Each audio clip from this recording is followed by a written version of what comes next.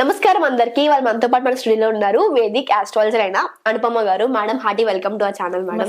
So firstly channel కి వచ్చినందుకు thank you so much. And అందరూ చాలా ఎక్సైటెడ్ గా ఉన్నారు 2025, ఎందుకంటే 24 మొత్తం కూడా సరే అందరికి కొంచెం మిశ్రమ ఫలితాలు చెప్పుకున్నాము. అంటే కొన్ని రాసుల వారికి బాగుంది, కొన్ని రాసుల వారికి బాగాలేదని చెప్పి. కానీ 2025 దేవుడి దయ వల్ల అలా ఉండకూడదని కోరుకుంటున్నాను. ఉంటే అలా ఏం చేయలేము, కానీ పరిహారాలు చేసుకుంటే కొంచెం బాగుంటుంది అని కూడా మనం నమ్ముతాం. కాబట్టి 2025 లో ఎంత మంచి ఎగ్జైటింగ్ న్యూసెస్ ఉండబోతున్నాయి, ఎంత మంచిగా పాజిటివిటీ ఉండబోతుంది, వెల్త్, హెల్త్, సక్సెస్, ఫ్యామిలీ అందరి గురించి ఒకసారి తెలుసుకుందాం. దానికంటే ముందు 2025 లో ఫస్ట్ గ్రహస్థితులు ఎలా ఉన్నాయో ఒకసారి తెలుసుకుందాం. చెప్పండి. Thank you Keerthana. First of all 2025 చాలా మంది ఎక్సైటింగ్ గా వెయిట్ చేస్తూ ఉన్నారు. 2024 లో గ్లోబల్ లెవెల్లో చాలా చేంజెస్ వచ్చాయి అండ్ మనకి వ్యక్తిగతంగా చాలా చేంజెస్ వచ్చాయి కరెంట్ గ్రహ గతుల వల్ల. సో 2025 ఎలా ఉండబోతుంది అంటే, ఫస్ట్ మనకి మెయిన్ గా 4 పెద్ద గ్రహాలు ఏవైతే ఉంటాయో, గురువు, శని, రాహు, కేతువులు, వీళ్ళ గోచార రీత్యా సంచారం జరుగుతుంది అనమాట. ఈ గ్రహాలకి దాదాపుగా ఒక 2 months 2 నెలల డిఫరెన్స్ తోటి గ్రహగతుల ట్రాన్సిట్స్ లో చేంజెస్ వస్తున్నాయి.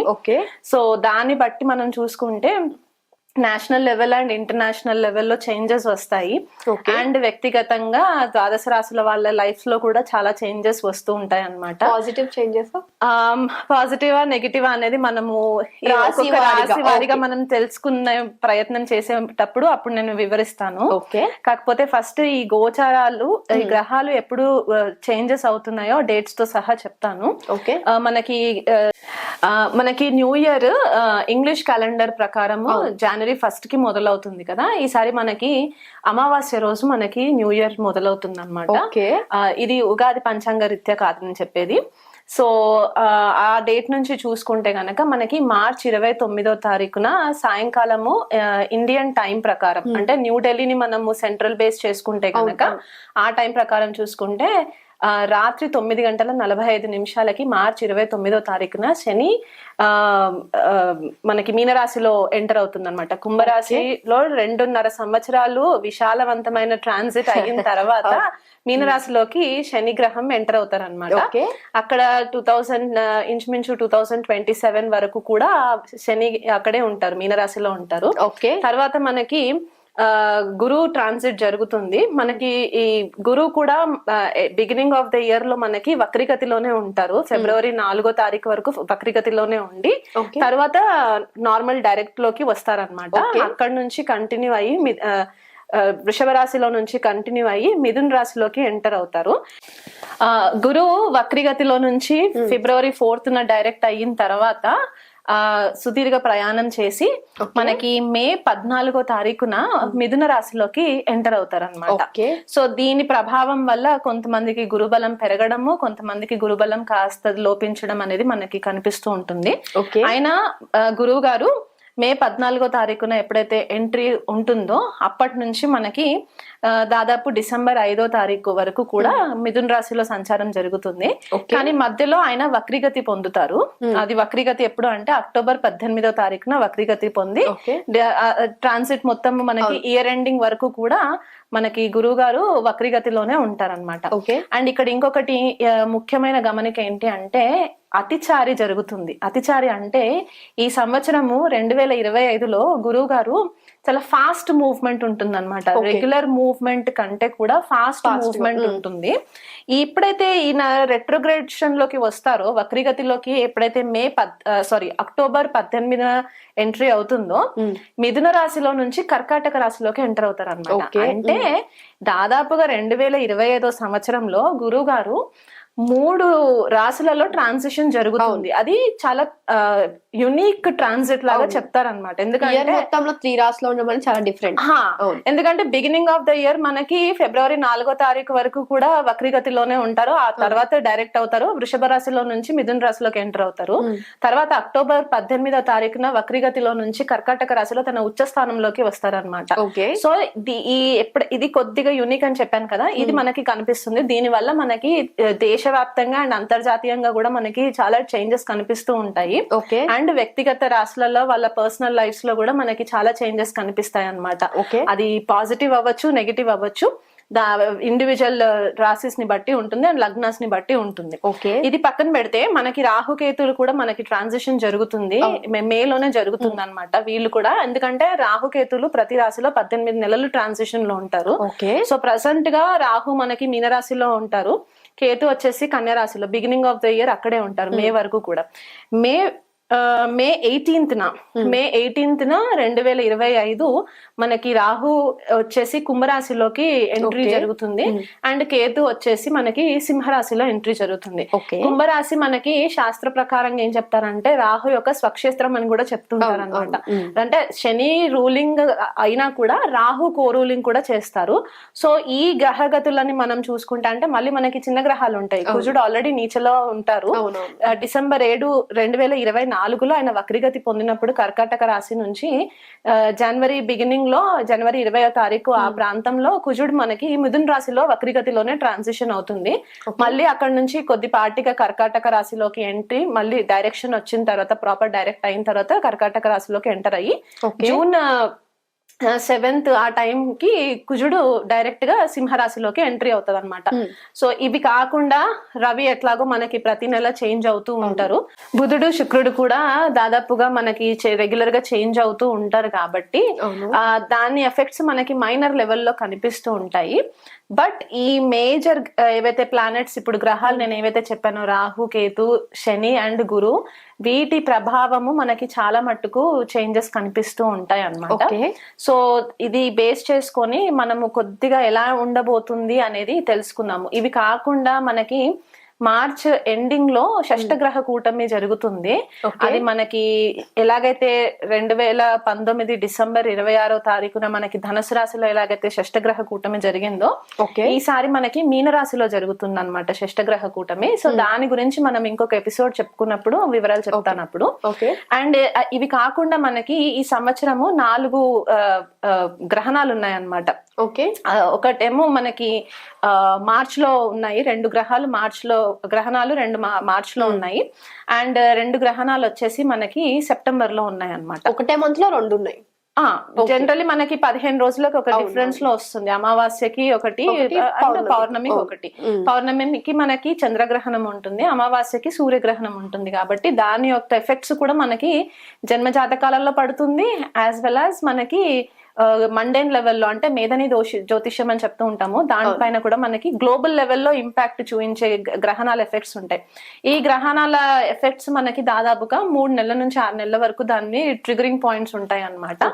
అది పాజిటివ్ అవ్వచ్చు, నెగిటివ్ అవ్వచ్చు.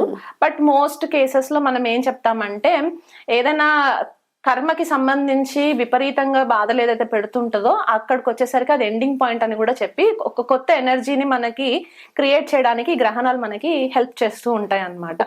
అవి బాధాకరమైన సిచ్యువేషన్స్ అయినా కూడా కొన్ని పాజిటివ్ జరగాలి అంటే కొన్ని మనం వదిలేయాలి. కాబట్టి ఈ రెన్యూ చేసే ఎనర్జీ మనకి ఇంపార్టెంట్ అవుతుంది అన్నమాట ఇక్కడ. సో ఈ గ్రహగతుల్ని మనము ఒకవేళ పరిశీలనలోకి తీసుకుంటే మనకి గ్లోబల్ లెవెల్లో ప్రెడిక్షన్స్ ఎట్లా ఉంటాయి అంటే, ఫస్ట్ ఆఫ్ ఆల్ మనకి పాజిటివ్స్ మాట్లాడుకుందాము. ఇప్పుడు కరెంట్ ఉన్న టెక్నాలజీ కంటే కూడా ఇంకా వాస్ట్ గా అంటే ఇంకా విస్తారంగా మనకి టెక్నాలజీ ఇంప్రూవ్ అయ్యే ఛాన్సెస్ చాలా కనిపిస్తుంటుంది. అందరిలో ఒక కొత్త ఉత్సాహం ఏర్పడుతుంది అనమాట. టెక్నాలజికల్ గా వాళ్ళు కూడా అడ్వాన్స్ అవ్వాలి అనే ఒక ఆలోచన వీళ్ళకి ఎక్కువ అవుతుంది ప్రజలలో. అది భారతదేశంలో ఉన్న వాళ్ళకైనా సరే, అబ్రాడ్ లో ఉన్న వాళ్ళకైనా సరే ఇది వర్తిస్తుంది. అంటే వాళ్ళు ఉన్న ఫీల్డ్ లో కంటే కూడా ఇంకా అడ్వాన్స్డ్ గా ఏదైనా ఒక స్కిల్ సెట్ నేర్చుకోవాలి అనుకునే ఒక ఆలోచన కూడా వీళ్ళు చేసే ప్రయత్నాలు చేస్తారు. ఆర్టిఫిషియల్ ఇంటెలిజెన్స్, ఆగ్మెంటెడ్ రియాలిటీ ఇది చాలా బూమింగ్ లోకి వస్తుంది. అంటే మనకి already artificial intelligence, chat GPT మనకి చాలా స్టార్ట్ అయిపోయింది. దాని వల్ల కొద్దిగా లాసెస్ కూడా కనిపిస్తున్నాయి. అంటే రియాలిటీకి ఆర్టిఫిషియల్ ఇంటెలిజెన్స్ కి భేదం లేకుండా, డిఫరెన్స్ లేకుండా, భేదం లేకుండా మనము కొద్దిగా దాంట్లో క్యారీడ్ అవే అవుతున్నాం కదా. దాని గురించి మనకి కొద్దిపాటిగా ఇంకా అడ్వాన్స్డ్ ఇన్ఫర్మేషన్ వస్తుంది. ఎప్పుడైతే ఈ ఆర్టిఫిషియల్ ఇంటెలిజెన్స్ ఎక్కువ బూమ్ అవుతూ ఉంటుందో ఇక్కడ ఏం జరుగుతుందంటే బేసికల్ గా కొద్దిగా మిస్లీడ్ అయ్యే ఛాన్సెస్ ఉంటాయి, ఇన్ఫర్మేషన్ మిస్లీడ్ అయ్యే ఛాన్సెస్ ఉంటాయి. కాబట్టి దాన్ని బేస్ చేసుకొని కొత్త సైబర్ లాస్ వస్తాయి. అంటే ఇప్పుడు ఉన్న సైబర్ లాస్ అంటే పాలసీస్, టర్మ్స్ అండ్ కండిషన్స్ ఏవైతే ఉంటాయో దాన్ని ఇంకా రిఫైన్ గా చేసి కొత్త లాస్ ని రిలీజ్ చేస్తారు. దాని వల్ల మనకి మీడియా పైన, టెక్నాలజీ పైన చాలా ఇంపాక్ట్ పడే ఛాన్సెస్ ఉంటాయి. ఇన్ఫర్మేషన్ కొద్దిగా మిస్యూజ్ అయ్యే ఛాన్సెస్ కూడా మనకి కనిపిస్తూ ఉంటాయి. ఇన్ఫర్మేషన్ కూడా చాలా జాగ్రత్తగా మనకి బ్యాంకింగ్ ఇన్ఫర్మేషన్ అవ్వచ్చు, లేకపోతే ఇంకా ఇంపార్టెంట్ పర్సనల్ డేటా ఇన్ఫర్మేషన్ అయినా సరే ఇవి కొద్దిపాటిగా మనము కేర్ఫుల్ గా ఉంచుకోవడము చెప్పదగిన సూచన అన్నమాట. అది కాకుండా స్కామ్స్ ఏవైనా ఉంటే గనక, అంటే financial transactional scams, bank scams ఈ మధ్య చాలా ఎక్కువ జరుగుతుండే. సో ఇవన్నీ ఏంటంటే ఇది వరకు జరిగినవన్నీ కూడా ఒకవేళ బయటకి రాకుండా హిడెన్ అంటే దాచిపెట్టిన స్థితిలో ఉంటే గనక, అంటే పవర్ యూజ్ చేసా లేకపోతే ఇంకేదైనా కారణం చేతైనా సరే దాన్ని హోల్డ్ చేసి పెట్టుంటే గనక 2025లో గనక ఈ స్కామ్స్ అన్ని కూడా బయటికి వచ్చే ఛాన్సెస్ ఉంటాయి, స్కాండల్స్ బయటికి వచ్చే ఛాన్సెస్ ఉంటాయి. అండ్ గ్లోబల్ ఇంటర్నేషనల్ లెవెల్స్ లో కూడా మనకి మిత్రత్వం ఏదైతే కంట్రీస్ తోటి ఉంటాయో, దేశ నాయకులతోటి మిత్రత్వం ఉంటుందో అవి కూడా కొద్దిగా ఆల్టర్ అయ్యే ఛాన్సెస్ కనిపిస్తాయి అన్నమాట. ఓకే. అండ్ చాలా మంది కూడా పాజిటివ్ ఆస్పెక్ట్ లో చూసుకుంటే ఆధ్యాత్మికమైన మార్గంలో పయనం చేయాలి అనే ఒక ఆలోచన వీళ్ళల్లో ఇంక్రీజ్ అవుతుంది. ఎందుకంటే ఇప్పుడు మనం చూస్తున్న కరెంట్ లేటెస్ట్ ట్రెండ్ ఏంటంటే చాలా చేంజెస్ వచ్చాయి మనకి. పోస్ట్ కోవిడ్ చూసుకుంటే కొద్దిగా కేర్లెస్నెస్ కూడా పెరిగింది, రెస్పాన్సిబిలిటీస్ కొద్దిగా తగ్గాయి కదా, ఒక చూస్తున్నాం మనం రియాలిటీ లైఫ్ లో చూస్తున్నాం. సో ఇప్పుడు ఏంటంటే ఆ ఒక హ్యాబిట్ కి అలవాటు పడిపోయిన వాళ్ళకి విసుగు పుట్టేసి ఇది కాదు లైఫ్, ఇంకేదో బెటర్ ఉంది అని చెప్పి అందరూ కూడా ఆధ్యాత్మికమైన మార్గంలోకి వెళ్ళడానికి ట్రై చేసే 2025 మనకి కనిపిస్తూ ఉందన్నమాట. దీని వల్ల ఏమవుతుందంటే భారతదేశంలో చాలా మంది ఫారినర్స్ ఇండియాకి వచ్చి స్పిరిచువల్ అప్లిఫ్ట్మెంట్ కోసము ప్రయత్నాలు చేసే ఛాన్సెస్ ఉన్నాయి. అంటే ఇక్కడ మనది కర్మభూమి కాబట్టి ఆధ్యాత్మికంగా మనకి యోగా, మెడిటేషన్, జ్యోతిష్యము, అకల్ట్ సబ్జెక్ట్స్ ఇవన్నీ కూడా భూమిలోకి వచ్చే ఛాన్సెస్ మనకి 2025 లో కనిపిస్తుంది. దీని వల్ల మనకి ఈ స్పిరిచువల్ లైన్ లో ఉన్న వాళ్ళకి కొద్దిపాటిగా ప్రాఫిట్ జరుగుతుందని కూడా మనం చెప్పుకోవచ్చు అన్నమాట. చాలా మంది కూడా ఎవరైతే నాన్ వెజిటేరియన్ తినే వాళ్ళు ఉంటారో వాళ్ళందరూ కూడా మెల్లిమెల్లిగా వెజిటేరియన్ కి కన్వర్ట్ అయ్యే ఛాన్సెస్ ఉన్నాయి. ఇది ఒక గుడ్ న్యూస్ అన్నమాట. హెల్త్ పరంగా కూడా చాలా కాన్షియస్ అవుతూ ఉంటారు, హెల్త్ ని కొద్దిగా కేర్ఫుల్ గా హ్యాండిల్ చేసుకోవాలి అని చెప్పేసి. అండ్ నెగటివ్ ఆస్పెక్ట్స్ కి వచ్చేస్తే కనుక ఇక్కడ ఏమవుతుందంటే ఒక లాంగ్ లాస్టింగ్ రిలేషన్షిప్స్ కానీ ఫ్రెండ్షిప్స్ కానీ ఏవైతే ఉంటాయో, కర్మబంధితమైన రిలేషన్షిప్స్ ఏవైతే ఉంటాయో అవన్నీ కూడా కొద్దిగా ఈ సంవత్సరం కట్ అయిపోయే ఛాన్సెస్ కనిపిస్తుంది. ఓకే. ఎందువల్ల కట్ అవుతుంది అంటే మనకి ఈ గ్రహగతి ఏదైతే చెప్పానో అండ్ మనకి షష్టగ్రహ కూటమి యొక్క ఎఫెక్ట్, మళ్ళీ దానిపైన మనకి గ్రహణాల ఎఫెక్ట్స్ ఇవి ఏవైతే ఉన్నాయో ఈ గ్రహాల యొక్క ఎనర్జీస్ వల్ల కూడా ఇంకా నేను ఇది వేగలేను, నా వల్ల అవ్వట్లేదు అనుకునే కొన్ని రిలేషన్షిప్స్ ఉంటాయి. పర్సనల్ గా మనకి ఎవరు బయటికి చెప్పుకోరు, కానీ అవన్నీ కూడా కట్ అయ్యే ఛాన్సెస్ కనిపిస్తాయి. ఎవరు కాంప్రమైజ్ అయ్యే ఛాన్సెస్ లేవు ఇక్కడ. ఓకే. దీని వల్ల కొద్దిపాటిగా డిప్రెషన్ లోకి వెళ్లే ఛాన్సెస్ కనిపిస్తుంది. ఎందుకంటే మీనరాశి అండ్ కన్యారాశి కొద్దిగా ఫ్లడ్డెడ్ అవుతాయి. ఒక బ్రీఫ్ పీరియడ్ ఆఫ్ టైమ్ లో కొద్దిగా ఫ్లడ్ అవుతుంది అనమాట. ఆ ఎనర్జీస్ ని హ్యాండిల్ చేయలేరు. సో కొంతమంది యాంగ్జైటీ ఎక్కువ పెరిగిపోతుంది, స్ట్రెస్ ఎక్కువ పెరిగిపోతుంది, దానివల్ల కొద్దిగా డిస్టర్బ్ అయ్యే ఛాన్సెస్ ఉన్నాయి. ఇక్కడ ఇంకొక చిన్న పాయింట్ ఏం చెప్పాలనుకుంటున్నా అంటే కొద్దిగా సూసైడల్ టెండెన్సీస్ కూడా ఎక్కువ అయ్యే ఛాన్సెస్ ఉంటాయి. మనకి యూత్ ఎస్పెషలీ చాలా కేర్ఫుల్ గా ఉండాలి, హేస్టీ డెసిషన్స్ తీసుకోవద్దు. మీకు అట్లాంటి ఆలోచనలు వస్తే గనక మీకు దగ్గరలో ఉన్న వాళ్ళతో ఓపెన్ హార్ట్ కాన్వర్సేషన్ చేయడానికి, మీ మనసులో ఉన్న భారాన్ని తొలగించుకోవడానికి వాళ్ళతో కూర్చొని మాట్లాడడానికి ట్రై చేయండి. ఈ వీడియో త్రూగా నేను చెప్పేది ఏంటంటే తల్లిదండ్రులు ఎస్పెషల్లీ టీనేజ్ వయసులో ఉన్న వాళ్ళు పిల్లలు ఎవరైతే ఉంటారో వాళ్ళని కొద్దిగా పట్టించుకోవడానికి ట్రై చేయండి. ఎస్పెషల్లీ మానసికమైన ఇబ్బందులు ఏవైనా ఉంటే కనుక, చెప్పుకోలేని బాధలు ఏవైనా ఉంటే కనుక, ఎందుకంటే హేస్టీ డెసిషన్స్ తీసుకొని లైఫ్ పాడైపోయే ఛాన్సెస్ కనిపిస్తున్నాయి. అండ్ ఇంటర్నేషనల్ లెవెల్లో కూడా మనకి క్రాస్ బార్డర్ టెర్రరిజం పెరిగే ఛాన్సెస్ ఉన్నాయి. క్రాస్ బార్డర్ టెర్రరిజం పెరిగినప్పుడు ఏమవుతుందంటే ఒక దేశం నుంచి ఇంకొక దేశంకి వలస వెళ్ళడానికి ఎవరైతే చూస్తూ ఉంటారో, రెఫ్యూజీస్ అంటూ ఉంటాం మనం వాళ్ళని, వాళ్ళు ఏమవుతుందంటే వేరే కంట్రీస్ కి వెళ్ళినప్పుడు అక్కడ గవర్నమెంట్ కొన్ని రెస్ట్రిక్షన్స్ పెట్టేస్తుంది, ఎందుకంటే వాళ్ళకంటూ ఒక లిమిట్ ఉంటుంది. ఆ లిమిట్ దాటిన తర్వాత వాళ్ళు వీళ్ళని అలౌ చేయకపోయేసరికి అక్కడ కామన్ పబ్లిక్ కొద్దిగా రెబేలియస్ గా ఎదురు తిరిగి దాడి చేసే దాఖలాలు కనిపిస్తున్నాయి. దేశ నాయకులకి, రాష్ట్ర నాయకులకి, అంతర్జాతీయ రాష్ట్ర నాయకులకి ఎవరైతే ఉన్నారో వాళ్ళకి కూడా కొద్దిగా ఆపదలు ఏర్పడే ఛాన్సెస్ ఉన్నాయి. సో ఎస్పెషలీ మనకి లీడర్షిప్ రోల్స్ లో, కరెంట్ లీడర్షిప్ రోల్స్ లో ఎవరైతే ఉన్నారో వాళ్ళకి మాస్ పబ్లిక్ నుంచి కూడా కొద్దిపాటిగా ఎదురు తిరిగే ఛాన్సెస్ కనిపిస్తున్నాయి. అండ్ ఇంకొకటి ఏంటంటే కాంపిటీషన్ ఎక్కువ పెరుగుతూ ఉంటుంది. ఒక కంట్రీ టు ఇంకొక కంట్రీకి మనకి కాంపిటీషన్ ఎక్కువ పెరుగుతూ ఉంటుంది. దానివల్ల నాలెడ్జ్ ఎక్కువ నేర్చుకోవాలి అని చెప్పేసి కూడా ఛాన్సెస్ ఉంటాయి. అండ్ రాహు ఎప్పుడైతే మనకి కుంభరాశిలోకి ఎంటర్ అవుతారో, పూర్వభాద్ర నక్షత్రంలోకి ఎప్పుడైతే ఎంటర్ అవుతుందో మే 18th తర్వాత చాలా మట్టుకు ఇన్ఫర్మేషన్ మనకి ఏదైతే గ్రహాంతర వాసుల గురించి మనకి ఇన్ఫర్మేషన్ ఏదైతే స్టాప్ చేసి పెట్టారో అదంతా కూడా ఈ సంవత్సరం మనకి కొద్దిగా బయటికి వచ్చే ఛాన్సెస్ ఉన్నాయి.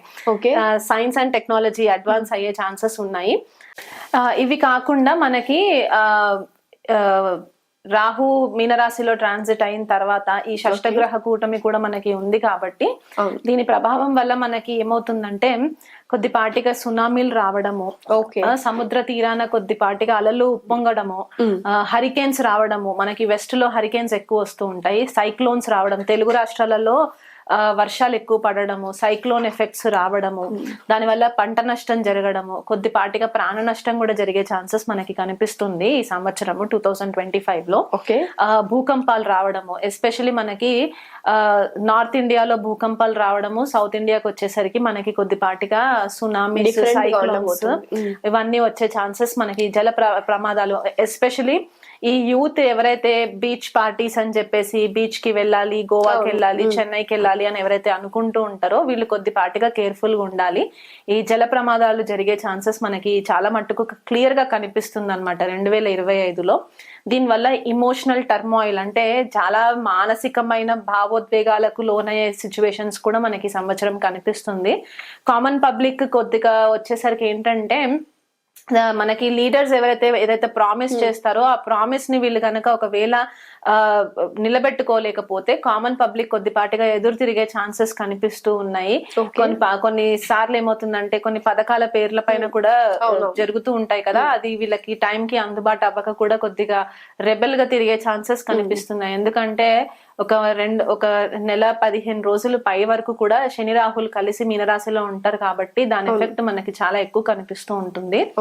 అండ్ ఎవరైనా గృహయోగాలు అవి ఇవి శుభకార్యాలు చేసుకోవాలంటే వాళ్ళ యొక్క జన్మ జాతకాలు అండ్ రాసులని బట్టి మనకి డిఫరెన్స్ తెలుస్తుంది. ఇప్పటి వరకు మనం చెప్పుకున్న ప్రెడిక్షన్స్ అన్ని కూడా ఏంటంటే మండెన్ లెవెల్లో ఉండే ప్రెడిక్షన్స్ అన్నమాట, అంటే గ్లోబల్ గా మనకి ఎఫెక్ట్స్ ఎట్లా ఉంటాయి అని చెప్పేసి.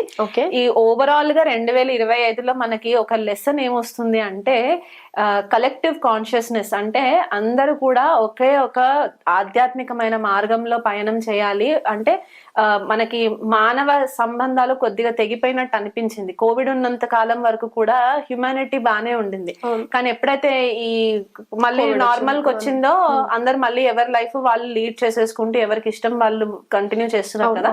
మళ్ళీ ఈ 2025లో ఏంటంటే చాలా మట్టుకు ప్రేమ భావాలు పెరగడము, ఒకరినొకరు మళ్ళీ కొద్దిగా ఆప్యాయత పలకరించుకోవడము, కరుణ, జాలి, ప్రేమ ఇవి ఎక్కువ కనిపించే ఛాన్సెస్ మనకి కనిపిస్తూ ఉన్నాయి. యోగా, మెడిటేషన్ దీంట్లో వెళ్ళాలి అని చెప్పేసి చాలా మంది ఆలోచిస్తూ ఉంటారు, డెసిషన్స్ తీసుకుంటారు కూడా. అది కాకుండా మెడిసిన్ ఫీల్డ్ లోకి వచ్చేసరికి ఏంటంటే కొత్త రకమైన మందులు కనిపెట్టడము, కొత్త డ్రగ్స్ బయటికి రావడము, ఏదైనా సీరియస్ వైరస్ కూడా వచ్చే ఛాన్సెస్ ఉన్నాయి. ఎందుకంటే ఈ షష్టగ్రహ కూటమి ఎఫెక్ట్ మనకి కన్యా రాశి పైన పడుతుంది కాబట్టి ఆ టైంలో మనకి కొద్దిపాటిగా కొత్త రకమైన వైరస్ స్ప్రెడ్ అయ్యే ఛాన్సెస్ ఉన్నాయి. కాబట్టి దానిని కౌంటర్ అటాక్ చేయడానికి కొత్త రకమైన మెడిసిన్స్ కూడా వీళ్ళు మళ్ళీ అందుబాటులోకి తీసుకొచ్చే ఛాన్సెస్ ఉంటాయి. మెడిసిన్ ఫీల్డ్ లో కూడా చాలా మట్టుకు సైంటిఫిక్ కల్మినేషన్ జరిగి ఇక్కడ కొత్త కొత్త విషయాలని ఆవిష్కరణ జరిగే ఛాన్సెస్ ఉన్నాయి. ఆల్రెడీ మనకి క్లోన్ టెక్నాలజీ అనేది ఒకటి చూస్తూ ఉన్నాము, అది ఇంకా కొద్దిగా అడ్వాన్స్డ్ లెవెల్లో జరిగే ఛాన్సెస్ ఉన్నాయి. సో ఓవరాల్ గా చూసుకుంటే 2025 వచ్చేసరికి ఏంటి అంటే మొదటి 6 నెలలు కూడా కొద్దిపాటిగా చాలా నత్తనడక నడుస్తుంది అన్న ఫీలింగ్ లోనే ఉంటారు. అంటే 2024 కి 2025 కి పెద్దగా తేడా లేదు అన్నట్టే కనిపిస్తుంది. కానీ ఒక్కసారి ఎప్పుడైతే కంప్లీట్ గా ఈ పెద్ద గ్రహాలన్నీ కూడా మార్పులు జరుగుతాయో జూన్ 1 నుంచి కూడా మెల్లిగా బండి కొద్దిగా ఫాస్ట్ గా వెళ్తుంది అనే ఒక ఫీలింగ్ లోకి అన్ని రాసుల వాళ్ళకి ఇది ఒక పాజిటివ్ గాని చెప్పుకోవచ్చు. అంటే ఫస్ట్ హాఫ్ కంటే కూడా సెకండ్ హాఫ్ అన్ని రాసుల వాళ్ళకి కూడా చాలా బాగుంటుంది. ఓకే మేడం, ఇప్పుడు నార్మల్ గా ఇంట్లో వరకు చెప్పారు, అంటే గ్రహస్థితులు ఎలా ఉన్నాయి, గ్లోబల్ వైజ్ గా ఎలా ఉందో. ఇప్పుడు ముందుగా మనం ఒక్కొక్క రాశి గురించి తెలుసుకుందాం. మేడం, కన్యా రాశి వారికి ఈ న్యూ ఇయర్ లో ఎలా ఉండబోతుందో ఒకసారి వివరించండి. కన్యా రాశి వాళ్ళకి 2025లో గోచార సంచారం చూసుకుంటే లగ్నంలోనే కేతు సంచారం, సప్తమంలో రాహు సంచారము, అండ్ షష్టంలో చూసుకుంటే శని సంచారము, అండ్ వీళ్ళకి భాగ్యస్థానంలో గురు సంచారం వక్రీగతిలో మొదట్లో ఉంటుంది మనకి మే వరకు కూడా. మార్చ్ లో ఎప్పుడైతే శని మారుతారో శని సప్తమ స్థానంలోకి సంచారం జరుగుతుంది. అక్కడ వీళ్ళకి శని రాహుల యుతి జరుగుతుంది మనకి మార్చ్ 29 నుంచి మే 18 వరకు శని రాహుల యుతి జరుగుతుంది సప్తమ స్థానంలో. కాబట్టి ఈ పరిస్థితి గ్రహస్థితిని చూసుకుంటే గనక వీళ్ళకి కొద్దిపాటుగా హెల్త్ పరంగా కొంచెం కేర్ఫుల్ గా ఉండాలి. సడన్ యాక్సిడెంట్స్ జరిగే ఛాన్సెస్ కనిపిస్తున్నాయి. భార్యాభర్తల మధ్య కొద్దిపాటిగా విభేదాలు వచ్చే ఛాన్సెస్ కనిపిస్తున్నాయి శని రాహుల మార్పు వల్ల. గోచార రీత్యా గురువు వక్రీ మొదట్లో ఉండడము, తర్వాత ఫిబ్రవరిలో గురు వక్రీ నుంచి మారి అయిన తర్వాత కొద్దిపాటిగా గురు దృష్టి మనకి కేతు పైన 100% పడుతుంది. కాబట్టి కేతు ఇచ్చే నెగిటివ్ ఎఫెక్ట్స్ కొద్దిపాటిగా గురువు మనకి మినిమైజ్ చేస్తూ ఉంటారు. కాకపోతే వీళ్ళకి కెరియర్ లో ఏంటంటే ఒక క్లూలెస్ సిచ్యువేషన్ కనిపిస్తూ ఉంటుంది. ఎంత హార్డ్ వర్క్ చేసినా కూడా వీళ్ళకి రికగ్నిషన్ రాకపోవడము, దాని వల్ల వీళ్ళు కొద్దిపాటిగా ఫ్రస్ట్రేషన్ ఫీల్ అవ్వడము, ఇరిటేషన్ రావడము, మోటివేషన్ లేకపోవడము, ఇవి మనకి కనిపిస్తూ ఉన్నాయి కన్యా రాశి వాళ్ళకి. ఫ్యామిలీ పరంగా చూసుకుంటే ఏదో ఒక మానసిక చికాకులు, ఇంట్లో వాతావరణంలో కొద్దిపాటిగా డిస్టర్బెన్సెస్ మనకి మే వరకు కనిపిస్తూ ఉన్నాయి. ఇప్పుడు మే తర్వాత పరిస్థితి ఏంటి అంటే మే 14వ తారీఖున గురుడు వీళ్ళకి దశమ స్థానంలోకి ట్రాన్సిట్ అవ్వడము, కేతు వచ్చేసి వ్యయ స్థానంలో, రాహు షష్ఠ స్థానంలో, అండ్ శని వచ్చేసి సప్తమ స్థానంలోనే ఉంటారు. కాబట్టి ఇక్కడ ఉద్యోగ పరంలో కొద్దిపాటిగా వీళ్ళకి కాన్ఫ్లిక్ట్స్ వచ్చే ఛాన్సెస్ కనిపిస్తుంటాయి అన్నమాట. ఎందుకంటే దశమ స్థానంలో ఉన్న గురుడు ఎక్స్పెక్టేషన్స్ ఎక్కువ పెంచేస్తూ ఉంటాడు. వర్క్ వైజ్ గా కొద్దిగా ఓవర్లోడ్ అవుతూ ఉంటారు. ఈ ఓవర్లోడ్ వల్ల ఏమవుతుందంటే వీళ్ళకి బ్యాలెన్సింగ్ చేసుకోవడం కొద్దిగా డిస్టర్బ్ అవుతారు.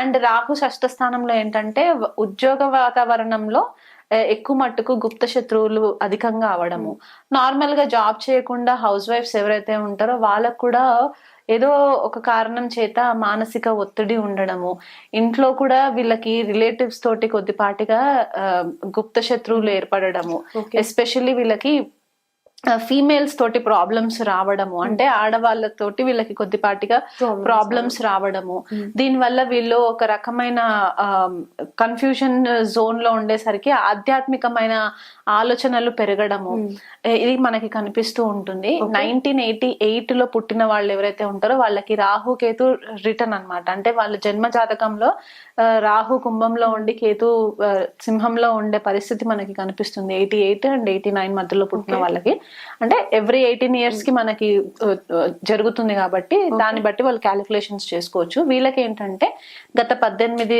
సంవత్సరాలలో ఏవైతే కొత్త అలవాట్లు ఏవైతే నేర్చుకుని ఉంటారో అవి కొన్ని కట్ అయిపోయి వీళ్ళు మళ్ళీ న్యూ బిగినింగ్ స్టార్ట్ చేయడానికి కూడా వీళ్ళకి కొద్దిగా ఛాన్సెస్ కనిపిస్తూ ఉన్నాయి.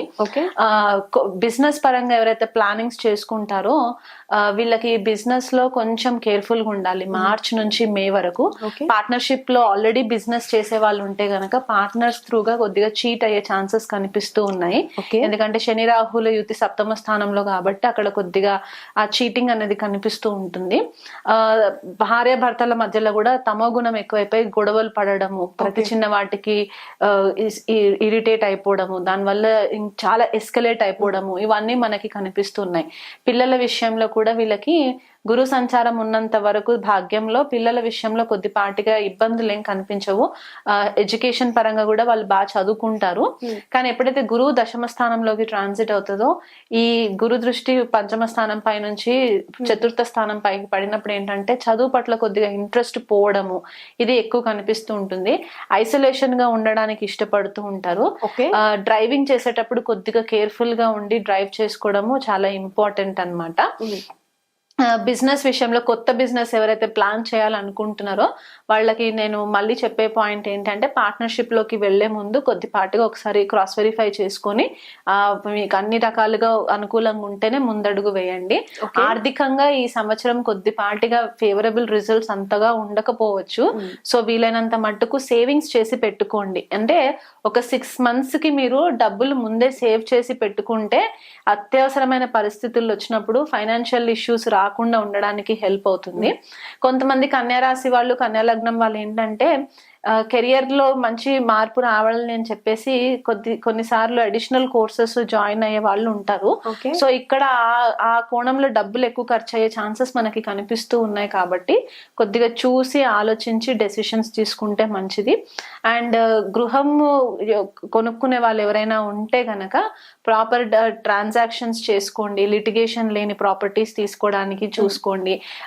ప్రాపర్టీ డాక్యుమెంట్స్ లాయర్ తోటి సంప్రదింపు చేసి అది లీగల్ గా అంతా ఓకే ఉంటేనే ప్రొసీడ్ అవ్వండి. గుడ్డిగా ఎవరిని నమ్మకండి వీలైనంత మట్టుకు. ఎందుకంటే 6వ స్థానంలో రాహు మనకి కొద్దిపాటిగా ఇల్యూషన్ క్రియేట్ చేస్తుంది అనమాట. అంటే ఒక మాయలో ఉంచుతుంది. కాబట్టి ఆ రుణ రోగ శత్రువుల గురించి మనము శత్రువులని కూడా ఐడెంటిఫై చేయలేము. లిటిగేషన్స్ ని కూడా సడన్ గా లిటిగేషన్స్ వస్తున్నాయని చెప్పేసి మనం ఐడెంటిఫై చేయలేం. కాబట్టి ఆ కోణంలో మాత్రము కొద్దిగా గురువుల యొక్క సలహా తీసుకొని ముందడుగు వేసుకుంటే కన్యా రాశి వాళ్ళకి జూన్ తర్వాత కూడా మంచి బెటర్ రిజల్ట్స్ ఉండడానికి మనకి ఛాన్సెస్ కనిపిస్తూ ఉన్నాయి. ఓకే, ఒకసారి మరి కన్యా రాశి వారికి ఈ న్యూ ఇయర్ రెమెడీస్ ఏంటో ఒకసారి వివరించండి. కన్యా రాశి వాళ్ళకి చేసుకోవాల్సిన రెమెడీస్ ఏంటంటే 7వ స్థానంలో గోచారం ప్రకారము శని ట్రాన్సిట్ జరుగుతూ ఉంటుంది మార్చ్ తర్వాత. కాబట్టి వీళ్ళు ప్రతి శనివారము శివాలయంలో వీళ్ళు శనికి తైలాభిషేకం చేయించుకోవడము, నువ్వుల నూనెతో దీపం పెట్టడము, అండ్ వీలైనంత మట్టుకు లేని వాళ్ళు ఎవరైతే ఉంటారో వాళ్ళకి ఒక పూట భోజనం పెట్టడము ప్రతి శనివారం. ఇలా ప్లాన్ చేసుకోండి మీ ఆర్థిక స్థితిని బట్టి. లేదు నాకు అవి ఏవి కూడా కుదరట్లేదు, నేను ఒకరికి మీల్ పెట్టే పరిస్థితుల్లో కూడా నేను లేను, నాకే డబ్బులు లేవు అని అనుకునే వాళ్ళు ఉంటే ఏంటంటే ఏదైనా దగ్గరలో ఉన్న టెంపుల్ కి వెళ్ళి ఆ టెంపుల్లో సేవ చేయండి. ఎస్పెషల్లీ శనివారం రోజు సేవ చేయడానికి ట్రై చేయండి. ప్రసాదం పంచిపెట్టడం, కౌంటర్ దగ్గర హెల్ప్ చేయడం, ఇట్లాంటివి చేస్తే కూడా కొద్దిపాటిగా శని పాసిఫై అవుతారు, హెల్ప్ ఉంటుంది. అండ్ మనకి 6వ స్థానంలో రాహు సంచారము గుప్త శత్రువులు అధికంగా పెరిగే ఛాన్సెస్ ఉన్నాయని చెప్పాను. కాబట్టి సుబ్రహ్మణ్యేశ్వర స్వామి ఆరాధన చేసుకోవడము, దానివల్ల ఫైనాన్షియల్ గా కొద్దిపాటిగా హెల్ప్ రావడము అండ్ గుప్త శత్రువులు నాశనం అవ్వడానికి కూడా మనకి కొద్దిగా గైడెన్స్ ఉంటుంది. కాబట్టి దాన్ని బట్టి మనము సుబ్రహ్మణ్యేశ్వర స్వామి ఆరాధన అండ్ దుర్గాదేవికి కూడా మనము ప్రేయర్స్ చేసుకుంటే కూడా వీళ్ళకి మంచి రిజల్ట్స్ ఉంటాయి. ఓకే, మనం చూసారు కదా కన్యా రాశి వారు ఈ న్యూ ఇయర్ లో ఎలా ఉండబోతుంది అని మీరు తెలుసుకున్నారు కదా. ఖచ్చితంగా చెప్పిన రెమెడీస్ అన్నిటిని బాగా ఉపయోగించుకొని మీ జీవితాన్ని మంచి దారిలో పెట్టుకున్నారని ఆశిస్తూ మరో రాశితో కలుద్దాం. అంతవరకు సెలవు. నమస్తే మేడం. నేను మీ రీసెంట్ వాట్సాప్ స్టేటస్ లో చూసాను, అదేంటంటే రాహుకేతు క్లాసెస్ స్టార్ట్ అయినాయి అని బాగా రిలీజ్ చేశారు కదా. ఒకసారి దాని గురించి వివరించండి.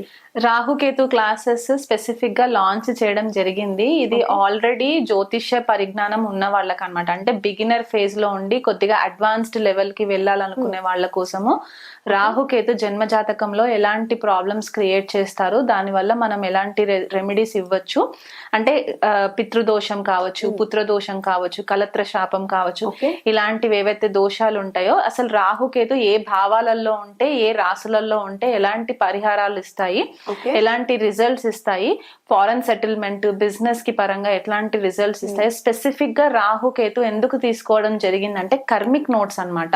మనం గత జన్మలో చేసుకున్న ఒక కాంబినేషన్ ని బట్టి మనకి మన జన్మ జాతకంలో ప్లేస్మెంట్స్ పడుతూ ఉంటాయి. సో ఈ కోర్స్ లాంచ్ చేయడం జరిగింది. సో ఎవరికైనా ఇంట్రెస్టెడ్ ఉంటే గనక, ఆల్రెడీ ఆస్ట్రాలజీ నాలెడ్జ్ ఉన్న వాళ్ళు ఉంటే గనక ఈ కోర్స్ లో ఎన్రోల్మెంట్ చేసుకోవడం మీకు ఇంట్రెస్టెడ్ ఉంటే చేసుకోవచ్చు. మీకు ప్రీ రికార్డెడ్ క్లాసెస్ కూడా ఉంటాయి. ఒకవేళ ఒక క్లాస్ మిస్ అయినా సరే మీకు ఆ రికార్డెడ్ వర్షన్ మీకు పంపడం జరుగుతుంది. ఆల్ క్లాసెస్ ఆన్లైన్ ఉంటాయి కాబట్టి సాటర్డే సండే షెడ్యూల్ చేయడం జరుగుతుంది. మీకు వీలు కుదిరితే కనుక మీరు ఇంట్రెస్టెడ్ ఉంటే నా నంబర్ కి మెసేజ్ చేస్తే నేను మీకు ఫుల్ ఫ్లెజ్డ్ కోర్స్ డీటెయిల్స్ ఇవ్వడం జరుగుతుంది. Okay madam.